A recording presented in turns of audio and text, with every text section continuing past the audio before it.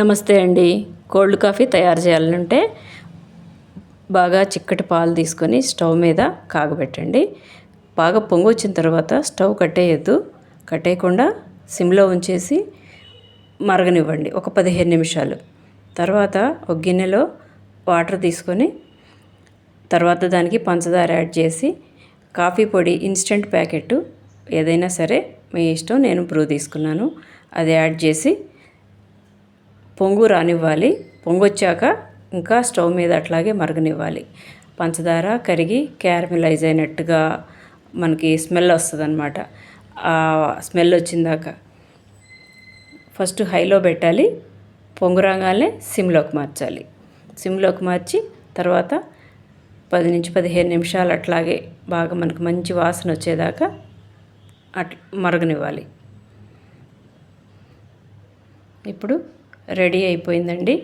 Stove కట్టేసి పాలు, ఈ పంచదార, కాఫీ పొడి, సిరప్ రెండు చల్లారనివ్వాలి.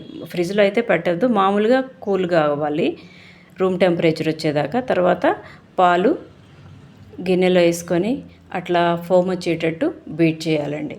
మామూలుగా కోల్డ్ కాఫీ అనగానే ఐస్ అది ఎక్కువ అది వేసుకుంటే మనం ఇప్పుడు పాలు చిక్కగా కావటానికి మరగబెట్టింది ఇదంతా వేస్ట్ అయిపోద్ది అనమాట.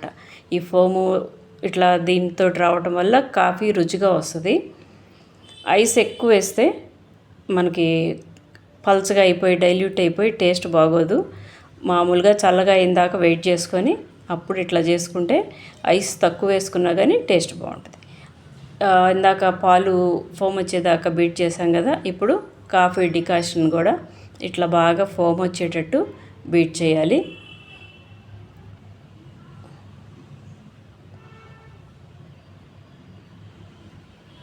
అట్లా బాగా పైదాకా వచ్చింది చూసారా, నురుగులాగా.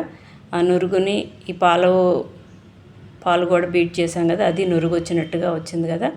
అన్నీ కలిపి ఇప్పుడు కాఫీ రెడీ చేసుకుంటాము. గ్లాసులో ఫస్ట్ ఈ ఫోమ్ని నింపుతాను. ఈ గ్లాస్ వరకు ఫోమ్ కొంచెం నింపాక మిగిలింది మళ్ళీ తర్వాత ఇంకో గ్లాస్ కోసం ఇంకొంచెం బీట్ చేయాలన్నమాట. ఇప్పుడు ఈ గ్లాస్ వరకు సెట్ చేస్తున్నాను. అట్లా ఫోమ్ అట్లా గ్లాసులో అడుగునున్నప్పుడు పాలు బాగా సన్నగా కొద్దిగా స్లోగా పోయాలి. ఫోమ్ అట్లాగే ఉంటుంది గిన్నెలో, పాలు మాత్రం గ్లాసులో వచ్చేటట్టు చూసుకుంటే పాలు అడుగుకి వెళ్ళిపోయి సెట్ అయిపోతాయి అన్నమాట. ఈ కాఫీ డికాషన్లోంచి పాలు కిందకి వెళ్ళిపోయి గ్లాసులో అడుగున పాలు, మధ్యలో డికాషన్ ఉంటాయి. స్లోగా, చాలా స్లోగా, ఏమాత్రం స్పీడ్ అయినా కానీ ఆ ఫోమ్ అంతా ఒక్కసారిగా కిందకి వెళ్ళిపోద్ది. అట్లా కాకుండా అట్లా స్లోగా పోయాలి.